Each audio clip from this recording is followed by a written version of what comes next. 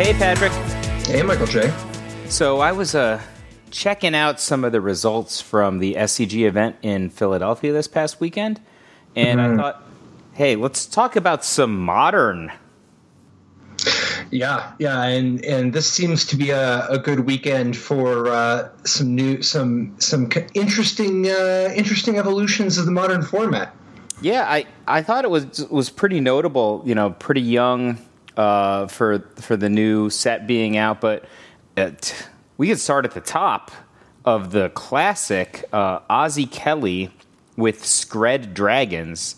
How would I possibly have guessed that you were going to be drawn to the Skred Dragon deck? there was nothing about the name of that deck that did not say to me, hey, maybe we should talk about Modern this week. So, Skred Dragons, Ozzy Kelly winning the Classic with a riff on a strategy we've seen sometimes in the past. A Skred Red deck with Blood Moon. But Ozzy has gone deep into the Dragons, and I think most notably from M19, four copies of Sarkhan Fireblood. Man, Sarkhan Fireblood is definitely dope. Is the Stormbreath Dragon definitely the best curve topper? I mean, Glorybringer and Thunderbreak Regent, sure. But, is Stormbreath Dragon definitely better than Thundermaw Hellkite? I actually had a very similar thought. I mean, Thundermaw Hellkite is certainly better sometimes. I think, if you're going Stormbreath Dragon over Thundermaw Hellkite, you want to be the guy who's kind of thumbing his nose up at Pad to Exile, right? That's it, right? This deck is not really going to be monstrosing that often, is it? Yeah, I mean, it's not like you can't even use Sarkhan's mana for the monstrous. You can use Chandra's mana, though. You definitely can, and that is a good curve. That does, that works out pretty reasonably. But, I don't know. A lot of things are going well under those spots. Yeah, I think this deck is although really I don't know, having two Stormbreath Dragons, maybe actually, now that I think about it, once you're actually just playing a Blood Moon deck, having a couple copies of Stormbreath Dragon really does go a long way. And he's even got Ratchet Bomb and Anger of the Gods to help out with the Lingering Souls. So it's not like Thundermaw Hellkite is absolutely at its most needed. Yeah, this is a really cool deck. Yeah, I mean, we've seen decks like this before, right? So, there was Grand Prix winning decks similar, but it was, playing around with more tricky stuff, like a ton of Relic of Progenitus in the main deck and stuff like that. This is just a dragon deck, right? Dude, 4 Draconic Roar. Oh, yeah. You just drop Chandra, and then you Draconic Roar. And you reveal a Thunderbreak Regent or something? Yeah. Anger of the Gods, kind of cute in this deck, too. I mean, the fact that Anger of the Gods doesn't kill any of the dragons. Not a one. All of them are 4/4. So maybe you don't get that much more oomph from having Thundermaw Hellkite because every other creature is a 4/4, right? So you're going to be in these games where your additional power is just doing nothing. It's just they're going to. No, but you say that, but he's got 4 lightning bolts and 4 Draconic Roars. All right. All you want in this world is to get 1 point ahead. Yeah, I guess 1 point ahead is a big game when you're playing with Lightning Bolt. And the Thunderbreak Regent's ability. Yeah, I take it all back. Original thought Thunderbreak Regent might be awesome. I mean, what do you think? This is obviously the Stormbreath Dragon versus Thunderbreak Regent was something that had me raising my eyebrow. But what do you think about the 1 Cavern of Souls? I hate it. Actually, I don't know. I don't know that I hate it. I actually don't mind it that much. I think it adds a pretty good element. And when you have exactly 1, you have so much ability to control your sequencing of lands so that your Skred is on time and what you need. Yeah, I don't mind it too much. I could take it or leave it. I could easily imagine it reminds me a little bit of the Tempest Djinn stuff where at the end of the day, there's a good chance you're not supposed to play it. I don't think so. I would so much rather have a third Scrying Sheets, like, or just another snow-covered mountain. It's like the worst is like when you just I have my Cavern of Souls, and then your Skred stinks for some reason. It's just I don't like it. Dude, he even got 4 Dragon's Claws in there. Oh yeah, keep it dragony all the way through. Ozzy is not playing around, right? This is a serious deck. So what do you think of the one Alpine Moon in the sideboard? That's a good question. Is this basically Blood Moon number 5 against Tron? I'm not sure. Right? Like I'm not really sure when you play this card. Right? Is it an anti-Tron piece? Yeah, I mean, it is. It is. I'm still just not. I don't know. I'm not the biggest buyer on Alpine Moon. I mean, I know people love it, but like, it has a powerful superpower of being 1 mana. Yeah, and it doesn't actually cost them mana; it fixes their mana. Well, I mean, kind of. Yeah, I mean, it does fix their mana. I don't know. Yeah. I guess I'm still not that big on Alpine Moon, but it's something, and maybe it's just so sick when you drop it against Inkmoth Nexus. I don't know, man. Really, or do you want to just hit people Celestial Colonnades? I mean, all the words that you're saying lead me to believe that I'd rather have a 4th Molten Rain. Dude, Molten Rain is nice. I mean, it's good in this deck, right? Like, your hitters are not coming out so quickly, right? So, if you don't have a Sarkhan to play on turn 3, or you think they're going to attack the Sarkhan, then Molten Rain's great there. Yeah, I guess it's okay. I don't know, man. I just want to know, what do we got to do to get some Nico Boluses in here? Well, I mean, get rid of Blood Moon and Skred and call it a day. I mean, Skred is really the Skred is the thing, right? Like, is Skred the thing? That Skred is Skred as good as Fatal Push?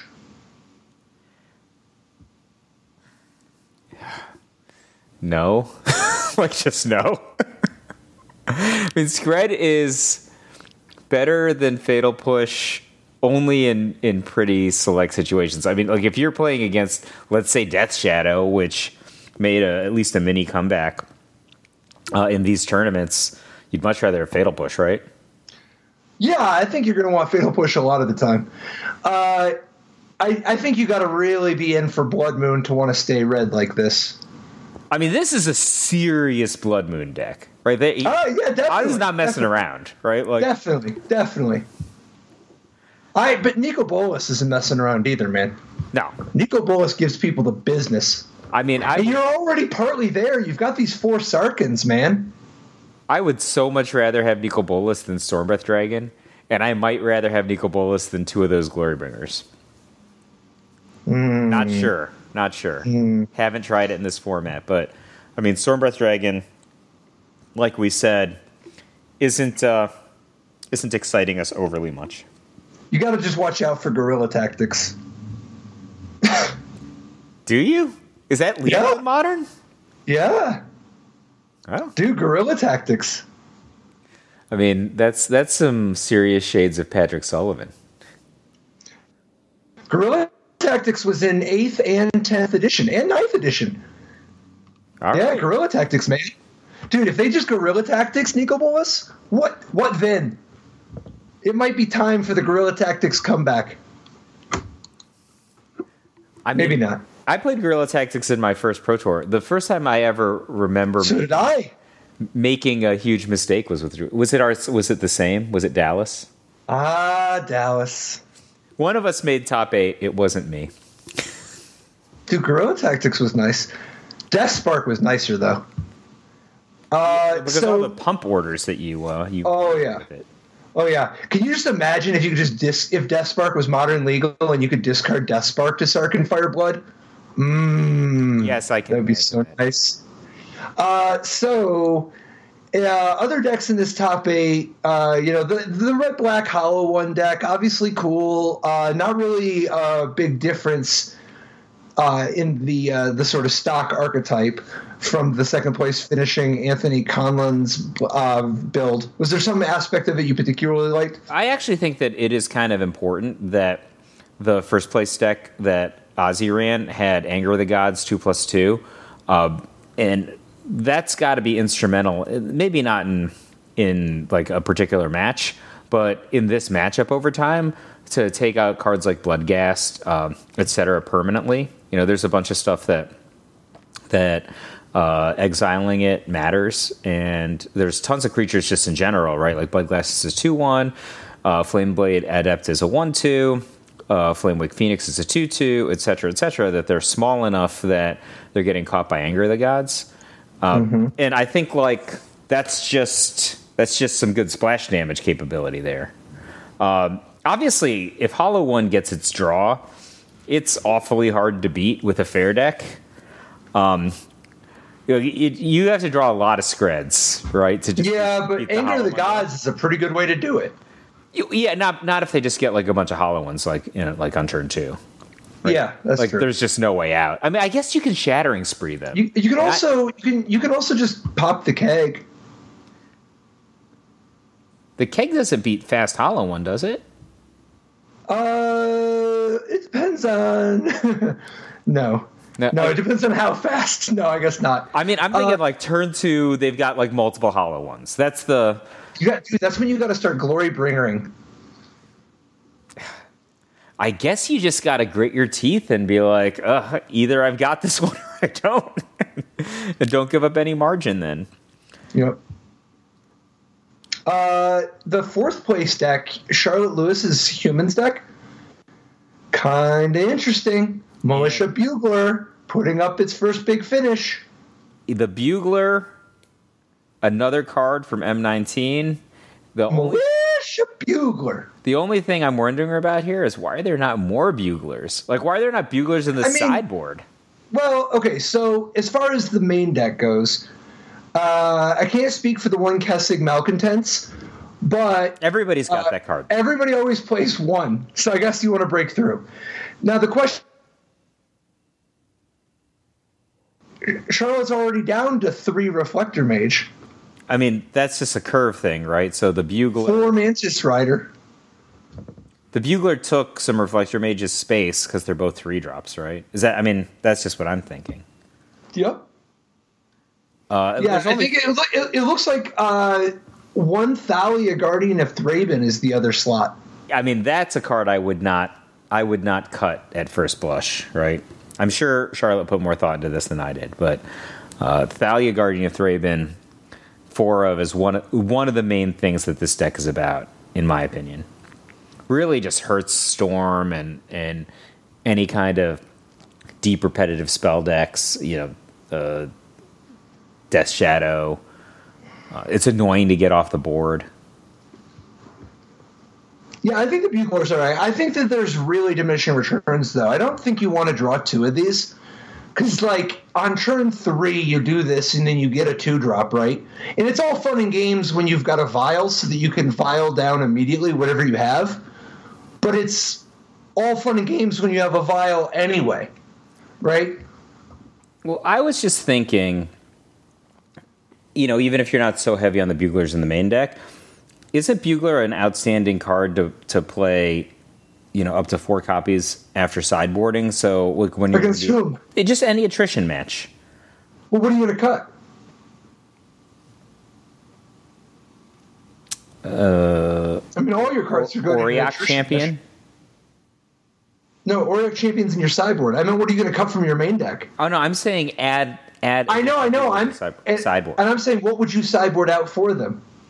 Oh, I see what you're saying. I'm saying literally every single card in your deck is good. If you're playing against an attrition deck, you have 0 bad cards, so it's not that slot efficient. You could. It might be like a very slight upgrade to like replace one of your Mantis Riders with, maybe you're like, the 4th Mantis Rider instead being an extra Militia Bugler is like a tiny improvement. But that's just so inconsequential compared to the added dimension added by, is it Staticaster or Sin Collector? Or, and I particularly like this, the Reclamation Sage is kind of a cool angle. Not everybody plays this because it's not a human. Reclamation Sage is a good man, or shaman. I think I would cut Kessig Malcontents, right? Like, I think that in my imagination anyway, the games where I would want to have additional buglers are oftentimes the games where someone just has just a ton of removal and they're killing my guys 1 for 1. So the bugler card advantage is going to help me catch up or get ahead there. And like Kessig Malcontents is not very good when they kill all your guys. I bet they just want to not lose to Lantern people. They want to have an out. They just want to feel something, They want to have a card that they can draw that will just kill somebody through the ensnaring bridge. Although I don't know. I can respect that. But no one Lanterns anymore. Yeah. Why would you? I don't know. I don't know why they did it the first time. Like I don't know. Some men just want to watch the world burn. I'm one of them, and I do it 1 lightning helix at a time. Okay, that's fair. Did any of the other decks particularly jump out at you? I mean, this is kind of a cool take on blue-white control that Tony Norton played, right? I agree. Actually, he's not the only one doing this. Yes, guy, I guess. What is up with the 1 Jace Architect of Thought, 1 Jace the Mind Sculptor? This Insanity. Does not compute to me. Insanity. Look, one of these Jaces is so much better than the other one, and they cost the same. And gotta be card availability. Like, it just makes no. But I've seen other decks that are split. Counter signaling. I think it's like a hipster move. It's you're that cool, right? Like, because when you show up with one, hold on. You've played Jace Beleren without playing 4 Jace the Mind Sculptors before. I was wrong. Not in any tournaments that I won. Dude, plus Jace Beleren at least costs a different amount. When you're just playing Jace Architect of Thought and Jace the Mind Sculptor and they both cost 4. So I respect the move. I just think it's wrong. When I was heavy up on Jace Beleren, it's because first of all, the Planeswalker like legend rule was different back then. So you just play it on turn 3. They couldn't play their Jace the Mind Sculptor.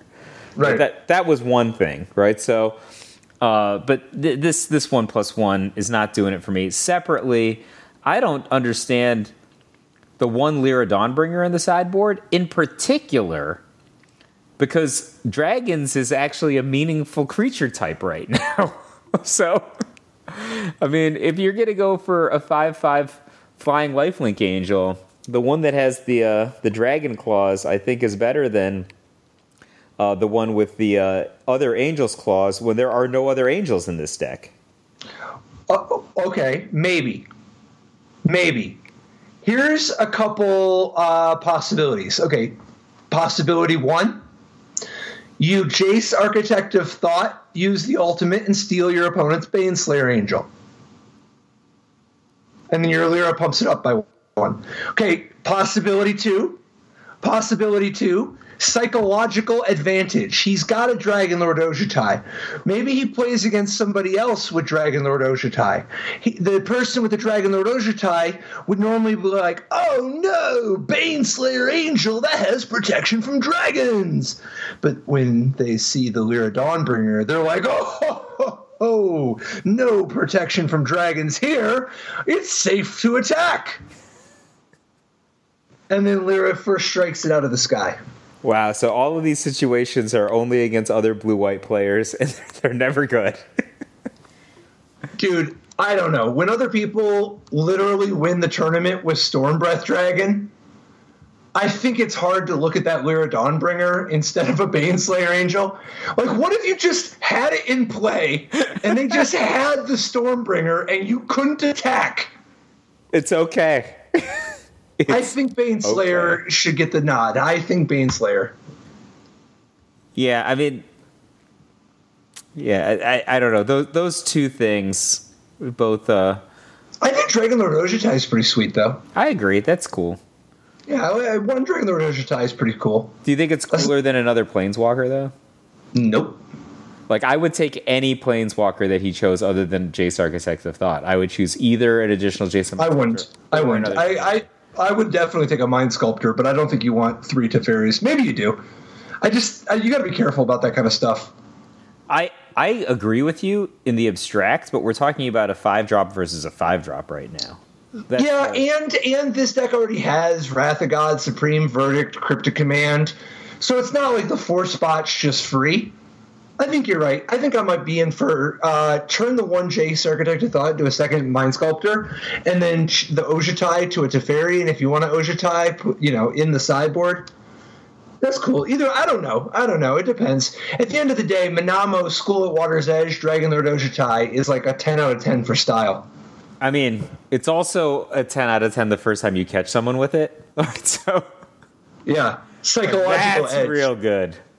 Yeah, Manamo, School at Water's Edge, the legendary blue land that you can not only tap for a blue, but you can tap and pay a blue to untap target legendary permanent. And in the case of Dragonlord Ojutai becoming untapped is dope. Yeah, and I think that if you do it at the right spot, it's probably not just dope, it's probably just game. So, that's the combo. Manamo, School at Water's Edge, untap Lyra Dawnbringer. Oh, all right. Respect. Respect. That's pretty good. There's no Iganjo Castle here, though. You couldn't have fit an Iganjo Castle? He's got 4 islands. He's only got 2 planes. 2 planes is like a low number when you're playing Wrath of God, Supreme Verdict, and people are just blood mooning. That's fair. I hate the mountain in this deck. Dude, I do love the Celestial Purge, though. In the sideboard? Yeah. But I always love Celestial Purge. That card is such a hottie when you're playing with Snapcaster Mage anyway. Oh, yeah. Totally agree. Snapcaster Mage in particular giving you that extra mileage out of it. Don't you want more Spell Quellers if you're going to go Spell Queller? Like, I want 4. No, I actually don't. I think that's a popular misconception. I think that the 4 Spell Queller plan is important for the creature-heavy decks that have, like, tons and tons of creatures. But, like, I think that when you're a deck that has in this spot, you've got these Planeswalkers, and you're talking about a format where Lightning Bolt is just everywhere. I don't know. I don't think it's bad to have Spell Queller in small numbers, particularly with how hard it is to always just have 3 mana laying around. I don't mind it. I think 2 is actually a pretty good number. I like 3 a lot in a lot of decks, but I think 2 is totally fine. I think the key is Vendilion Click, because like I don't hate a 2-2 split between Spell Queller and Vendilion Click, and I think that if you play too much of that stuff, you make your opponent's removal too live. Yeah, this is like kind of tricky, right? Like, the opponent is probably real resentful whenever they draw creature elimination, but it usually has something to do. That's the it's really going to depend on if it's burn or not. Because like the burn can still point at the Planeswalkers. So and that's part of. Yeah, go ahead. Sorry. Well, I was just to say, talk to me about Stony Silence. That's for Ironworks combo deck, right? Like. And, of course, Affinity and Lantern, and to a degree, plenty of Tron decks. There's a lot of good matchups for Stony Silence these days. Yeah, I feel like these kind of decks were always kind of packing some number for Affinity, but it's really like a heavy number like this that's respect for the performance of Ironworks in the last couple of GPs. Yeah, you never know when Matt Nass is just going to show up. And if he is, you're going to need more than a Stony Silence, I think. Yep. So in terms of, of course, I guess it's at this point it's not really a new tech, but Dampening Sphere showing up again. I'm still only medium on Dampening Sphere. It really depends on how much like Storm combo there is, I think. I mean, I guess you need some stuff for Tron, but I just don't think Dampening Sphere has as wide of appeal, as wide of applications as some other options you could be playing. Are you talking about in Keenan Kelly's blue-white control deck? Yeah, I mean, among others. I mean, Tony Norton as well, right? Oh, was it? I must yeah, just one Dampening Sphere. All these blue-white decks and blue-white splash red decks, they always play one Dampening Sphere. Well, I was just thinking, because I'm looking at Keenan's deck, and here we have one Jace Architect of Thought and one Jace the Mind Sculptor, again, along with one Gideon of the Trials. Gideon of the Trials, I think, is very cute, though. That is a solid, haha, you have to kill me twice card. Yeah, I mean, it's also different. It beats down a little bit, you know, like, and things that cost 3 are obviously, you know, have a little bit different of a slot in the a different role to play. It's also just occasionally going to get you some W's on account of being a anti-combo card, right? Sure. I just don't know which combos you're really stopping. It's not like anybody wins with Tendrils anymore. Well, I mean, are there permanents that people are using to finish you off with a combo? I mean, really, just everybody just exiles all your cards with the Fairy. What is up with 3 Cryptic Commands in all these decks? Why don't people like a 4th Cryptic Command? Diminishing returns. What? How is there diminishing returns on Cryptic Command? Because you can only, like for instance, this deck has 8 4-drops. I mean, right? Cryptic Command. Don't get me wrong. I would play 4 Cryptic Commands. I'm just telling you why they only play 3. Some of the ones that play 3, it's because you can only play so many. Like, for instance, here, Keenan Kelly wanted to play a 3rd Supreme Verdict / Wrath of God type sweeper, and still wanted that 1/1 J split, and as such, cut a Cryptic Command. And you can't blame somebody for wanting to play 8 4-drops instead of 9. I agree. I agree with that statement. I bet somebody like Nassif popularized the idea of just 1/1 J split. That's it's totally the type of thing he would do. I have no idea if he really did or not, but that's just so his type of thing. I mean, it's like didn't even want, like, just happened to have one foil Jace Architect of Thought one day and was like, you know, just go for it. I think, did you once write, like, the vast majority of players they play the cards in a deck, but they have very little conception of the technology that went into the card choices? I don't know. Maybe. I guess it kind of made a career talking about that, but I have no idea. You know, big M19 show up from a 9th place deck, the Elves deck, right? So. Oh, definitely. Yeah, you called it with the Elvish Clan Caller. Yeah, I mean, it's a crusade, right? So it's 2 mana. All your elves get +1/+1. This deck is basically all elves, and it's a body and a card drawing engine as well. So it seems just like an awesome card. Yeah, and even though it's not as crazy explosive as the Nykthos type of decks would be, or Gaia's Cradle, obviously, in Legacy, it can still get there just on the strength of either a Heritage Druid or an Elvish Archdruid. Oh, sure. And, besides, the ability to just put lots and lots of Lords down is super good with this Collected Company sort of approach, right? I mean, it's just so big of a board presence by the 3rd or 4th turn. Oh, sure. Like, when you cast Collected Company in a deck like this, which has all these Elvish Archdruids and Elvish Champion in the sideboard, you can basically just be tapping 4, and then, you know, it's like almost like an overrun, maybe.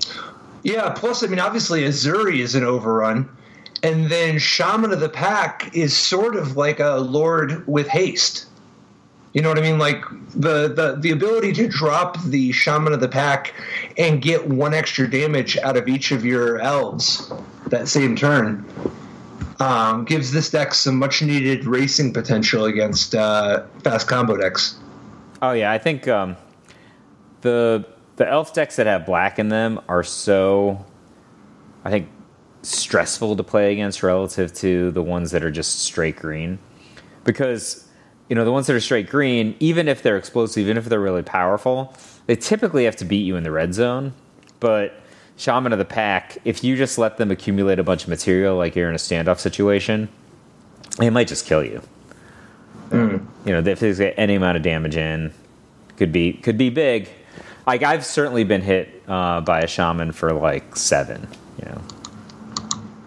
Oh, yeah. Particularly if the other person does something to slow the game down to a halt, you know, like Ensnaring Bridge. Well, they got what they deserved in that case. Oh, yeah, definitely. So what do you think about the resurgence of Emrakul the Promised End? A lot of Emrakul the Promised Ends all over the place, right? Yeah, it was showing up a slightly in the first place mono green Tron deck that won the team open. There was an Emrakul the Promised End in the sideboard of Kellen Pastore's deck. Yeah, and Angus Johnson, top 16 from the Classic, also had Emrakul, right? Or no, I guess he didn't. He didn't actually have the Emrakul. He had like the second place deck.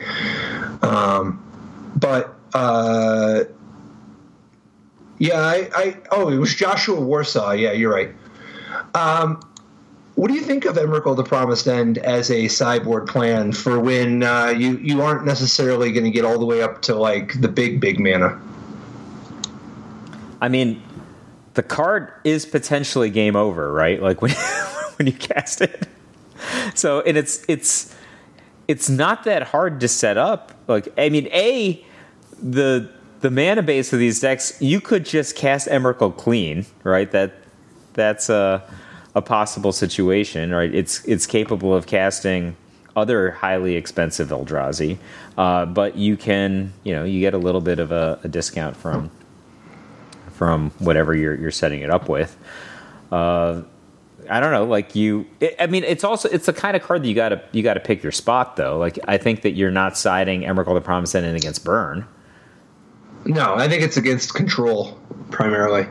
But especially, and to a degree, certain combo decks, like decks that have like big permanents, right? Like Planeswalkers or other people who have kind of ratchet bomb type stuff. Like, you can just catch them in a situation where you get a really outsized amount of card advantage from taking some control. Yep. Dude, I tried to resist, but getting pulled back in. On the team event, Jonathan Rossum's Jeskai deck. Okay, one Jace the Mind Sculptor, fine. If you're not going to play a Jace Architect of Thought, at least you cut the right Jace. But man, what do you think about the sideboard? One Baneslayer Angel, one Lyra Dawnbringer split. Well, that makes sense, right? Yeah, where is your god now? Lyra Dawnbringer is buffing your own Baneslayer Angel. That makes sense. And obviously, you're a master, so you're going to draw the Baneslayer Angel when they have dragons, and you're going to draw the Lyra when you've already got Baneslayer Angel. Perfect sense. I'm just glad that there's an Elspeth Suns champion. I love how many decks play one Elspeth Suns champion in the sideboard now in both Modern and Legacy. Elspeth Suns champion is just like, first of all, I think it is still weirdly such an underrated planeswalker. Like, Elspeth Suns champion is an all-time banger. If you want to be able to just demolish anybody fighting fair, Elspeth Suns champion is like the queen of fighting fair. Did you play 4 of them in of course Journey? Would have played deck? 5. Of course, I would have played 5. So I like Jonathan Rossum's deck. Obviously, that Baneslayer Lyra split is super cute, but I very much respect Jonathan's choice of 4 copies of Snapcaster Mage and 4 copies of Cryptic Command. All is right in the world when I look at those numbers. Oh, yeah? What about 3 Lightning Bolt, 3 Lightning Helix? Undid it, and then I go look at the 2 Celestial Colonnades. The world is once again confusing. But for a moment, at the top of the list, it was all was right. I actually don't mind the 3 Lightning Helix, 3 Lightning Bolt thing. When you already have all these Path to Exiles, too. It seems pretty common. Yeah, I actually don't mind it. I don't mind it. I think I'd be tempted to move a negate, the 1 negate in the main deck.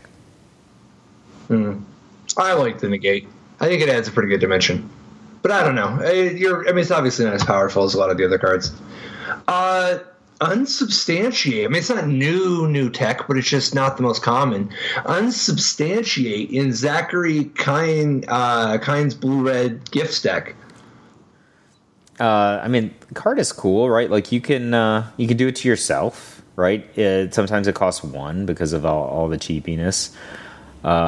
It doesn't actually counter, right? So if your opponent is playing a card like Cavern of Souls, you can still unsubstantiate them, right? Yeah. Yep. So I think you don't need a permanent solution when you're playing Giftstorm, because if you just stole some tempo from them with the unsubstantiate, you might just kill them. So, imagine if it's aimed at a meddling mage. The other thing you can do is use it as part of a gifts package, right? Because as long as you have that 1 copy somewhere in your deck, your Gifts Ungiven can get unsubstantiate and the Past in Flames. And that's not even to speak of stuff like Noxious Revival. Like, the fact that you can just set it up in a way where you can for sure find the one unsubstantiate so that you actually have an answer. And you could also potentially do the scenario where you're like, okay, I'll go get Grape Shot, unsubstantiate, Noxious Revival, and one other card so that you can for sure get a problematic human disruptive card. Like if your opponent, say, has a Meddling Mage, now it depends on what they Meddling Maged, right? But if they Meddling Mage and in response you gifts, and they're going to name, let's say they Meddling Mage Past in Flames. Now maybe they're going to go after Grape Shot, and if they go after Grape Shot, it's kind of nice to have unsubstantiate as a way to get out of it. I don't mind it. It's a little weird, but I don't mind it. There's got to be games where unsubstantiating your own Grape Shot is the right thing, right? Dude, remand your own Grape Shot. Let's do it. All of those things are on the table until they're back in your hand. Yep. New deck. I don't know if you got a chance to look at this one, but I'm not all wrapped around this yet. The Goryo's As for Told deck, 10th place deck in the Team Open, played by Tom Medvec. Mm-hmm. This deck has just got many combos, right? It's to say the least. 3 different decks, as far as I can tell. So the parts I understand are Deceiver Exarch, Kiki Jiki Mirror Breaker. Got it. I understand how that part works, right? So right. Deceiver Exarch. Although this deck is a little different than you might be used to, because remember, you can Goryo's Vengeance the Kiki Jiki. And so, because Deceiver Exarch costs 3 and untaps something, and because this deck has Simian Spirit Guide, you could actually do something like on your opponent's end step. Is it Charm? They don't even know what you're playing. You just look like I have a fetch land and a Steam Vents, right? Then you go, is it Charm? I'll discard a Kiki Jiki, untap Deceiver Exarch main phase, untap a land, pitch a Simian Spirit Guide to cast Goryo's Vengeance my Kiki Jiki the Deceiver, and then go. That sounds like you stole my dream journal. That's pretty good, right? Yeah, it's a turn 3 kill, infinity damage. Yeah, and on the play, actual kill on 3. And then there's also the possibility of using Goryo's Vengeance the old-fashioned way and grizzle branding people. I know you know about that one. Oh, sure.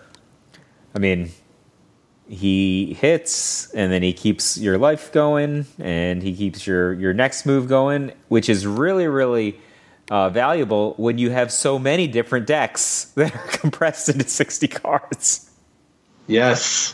So the other thing here is As Foretold, which is there's at least 2 more combos, but yeah, let's start with the As Foretold one. Yeah, so it's a 2 and a U enchantment. At the beginning of your upkeep, put a time counter on As Foretold.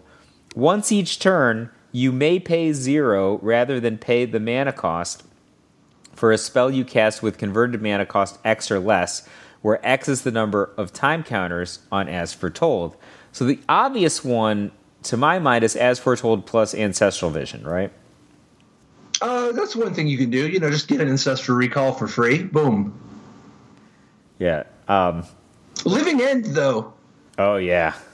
Like, if you have Living End, the ability to not just sweep your opponent's board in the middle of their attack step or whatever, right? Like, you can also reanimate your cards. And Grizzlebrand and Kiki Jiki are pretty dope cards to reanimate. Like, you could potentially just go turn 2 on your opponent's end step, Is It Charm, discard Deceiver Exarch and Kiki Jiki, then on turn 3, drop the As Foretold, Living End for free, get back Kiki Jiki, Deceiver Exarch, and they're dead. That's really fast. Oh, yeah. And then Jace Vryn's Prodigy works with everything. Obviously, Jace Vryn's Prodigy has been a staple for Goryo's Vengeance decks. Discarding Grizzleband on turn 3, and then you immediately just Goryo's Vengeance. Or hell, you could just go turn 1, Simian Spirit Guide down the Jace, so that on turn 2, when you first activate him, you get to go Goryo's Vengeance. Boom. And remember, even if they kill, you're like, oh, well, what happens if they kill the Jace? Well, what you want to do is you want to try to get it to a spot where you're going to be able to Goryo's Vengeance, get the Jace back because he's a legend, use him, and then flip him. So you want to make sure you have at least those 5 cards in your graveyard, and if you can flip him, you get to keep him. Because by him being exiled and then coming back as a Planeswalker, the Goryo's Vengeance doesn't get to actually kill him at the end of the turn or exile him. Oh, that's solid. Yeah, and then it's like the old Obsidat trick, except with a Jace. So man, this is a lot of different Jaces in the top 8s. How about Gonti, Lord of Luxury? Goryo's Vengeance, the Gonti?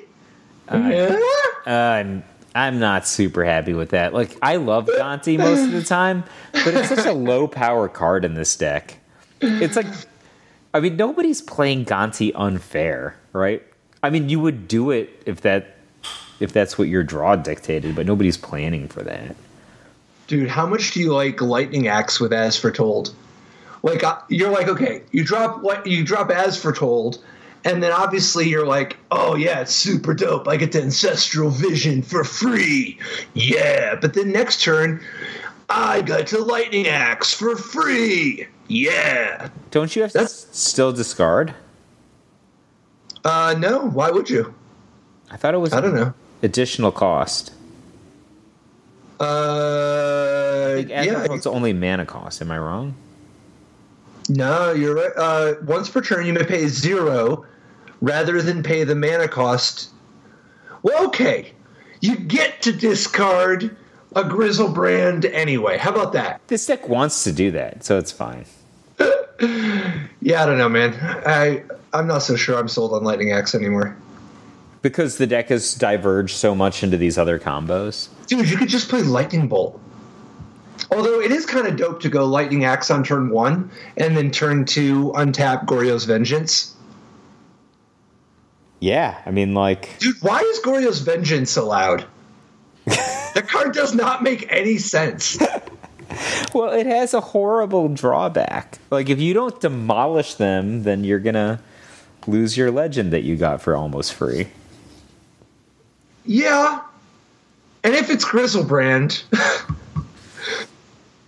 I mean, this deck has Conflagrate. Like, it's not playing cards like Lightning Axe. Like, you could just Grizzlebrand and then discard your extra cards to your Conflagrate. I don't know, man. This deck seems sick. If there's going to be a deck that breaks this format, it's probably Matt Nass playing those stupid artifact decks. But if it's not a Clark Clay and Ironworks deck, and instead it's a Goryo's Vengeance deck, wow, does this deck have the most part? Like, this is like every different card in this deck is like a potential card to get banned. You know what I mean? I am impressed that Tom was able to get so many different distinct combos into one deck. Yeah. Like, if I'm at 2, I'm like so proud of myself. I'm like, I have like 2 different decks in front of me. Yeah. It's like 4. Yeah, this is the most impressive deck I've seen today. He's even got Teleria West. Go find the Living End or the Ancestral Vision, depending on the whatever the As Foretold situation calls for. Oh my god, this deck is a work of love. Yes, I love this deck. It's even Grixis, so it counts as a real deck. Dude, we would be remiss if we didn't touch on your boy Justin Bova playing a burn deck. So I wanted to see what you did think, though, of Exquisite Firecraft, because that's a card I haven't seen too much of, but I always think it has potential. I love that card in Legacy. I've never played it in Modern. Yeah, that's the spot where I've usually seen it, is in Legacy, where it gets you out of counterbalance or whatever. Yeah, but I mean, that's not even as much of an issue anymore, right? Because they banned top. Right. I don't know what metagame you would want the Exquisite Firecraft in. Metagames where you want to deal 4. Well, that's fair. But I think like most people are in it to escape. Win it? Escape being counterspelled out. So it's not that applicable to Skred opponents or Hollow One or Elves. I guess you want it against Jeskai and Blue White. Yeah.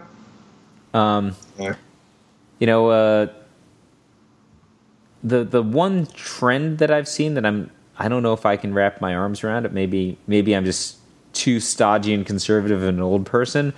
19 lands in all these burn decks. In my day, we played the full 20. Yeah, it's not like the 41st card in a burn deck is very good, right? Like the first 32 are all the same, but the last 8 are a little tight. He's picking up either the 3rd Skullcrack or the 2nd Grim Lavamancer, right? That's whichever one you want to pick. That's what he's getting from that land. Dude, Ghost Quarter. Now that's a land. The Blue White Miracles deck that Matthew Brown played. First of all, I appreciate somebody showing a little bit of respect. Not just the 3 Jace the Mind Sculptor 2 Teferi split. What I mean is 4 Field of Ruin and a Ghost Quarter. Like, when your blue-white deck is so sure that you want that type of stuff, you're like, 4 Field of Ruin, not enough. Get me a Ghost Quarter in there. I'm going to need more. That's dope. How much are you really... Jace the Mind Sculptor setting up the Terminus is pretty cool. And there's obviously the one in Treat the Angels as an additional sort of miracle. But do you really only play 2 Serum Visions? Like, there's 4 Opt and 2 Serum Visions. I guess Opt lets you do the Terminus thing at instant speed on your opponent's turn, and that's pretty dope. I generally like Opt much more than Serum Visions in Control decks in Modern. Search for Wisconsin is a pretty sweet way to do it, though. Oh yeah, that's a cool little interaction. Yeah, I think this deck is. I don't think I would have named it a whole different archetype. It's, I think, similar enough to some of the other blue-white. Four Terminus is like. It's. I mean, like, think about how few counterspells this deck has. There's one Spell Snare, one Negate, one Mana Leak, one Logic. Now, I guess there's 3 Cryptic Commands. So that's something. You're right. This is pretty similar. It's it's a cousin. Kissing cousin. Sure. Matthew did play 2 copies of Damping Sphere. So he's just double the Damping Spheres that you're used to. Man, with 4 Field of Ruin and a Ghost Quarter, still playing the Dampening Sphere times 2. I guess that's what happens when you don't have room for a Spreading Seas. Oh, I missed that. Spreading Seas is... That's how we got the room! That's like one of the main reasons I would even ever consider playing this archetype. Just for Spreading Seas. I love that card. Yeah, I think I would play Spreading Seas if I were going to do all that, But... who knows? It's, you only have so much room. You got to pick your battles. All right. So from these tournaments back in Philadelphia last week, what's your favorite of the decks and or, most impressed by the inclusion of M19 cards? Well, the Goryo's Vengeance deck is definitely that's the dopest deck of the weekend, I think. Although I don't know. Ozzy Kelly's Skred Dragons deck definitely gets 2 thumbs up. That is a dope deck, and obviously a really cool use of M19 with that Sarkhan Firebrand. Yeah, those are my 2 picks too. Yeah, I think that's it. Because I think that, don't get me wrong, I do like the Clan Caller and the human bugling. All that's really cool. But, dude, Sarkhan, I just think that what's really impressive is how many different Planeswalkers did we see? Jace the Mind Sculptor, Jace Architect of Thought, Teferi, Gideon, Elspeth 6, Sarkhan, Chandra 4, Ugin. Liliana 3, Ugin, Karn. I mean, there's just Planeswalkers all over the place. Yeah. That's it. How dope is it that Modern's really about this? It's just Planeswalkers and, fast combo kills.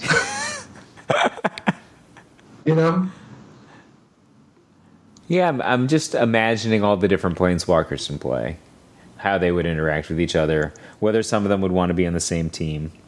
But most of them don't, right? Most of them. There's got to be a Liliana the Last Hope in one of these decks, right? Oh, there's a ton of great Shadow decks. There's always a Liliana the Last Hope. Yeah, I just clicked Brandon Dalloway's Grixis Death Shadow. There are 2 copies in Brandon's sideboard. All right, there you go. Yeah, so this is a pretty impressive quantity of the Planeswalkers. Anyway, yep, super cool tournament. Shocker, Jace the Mind Sculptor continuing to outperform Bloodbraid Elf. The Jace the Mind Sculptor story. That's a good note to end. All right. Night, Patrick. Have a good night, man. Bye.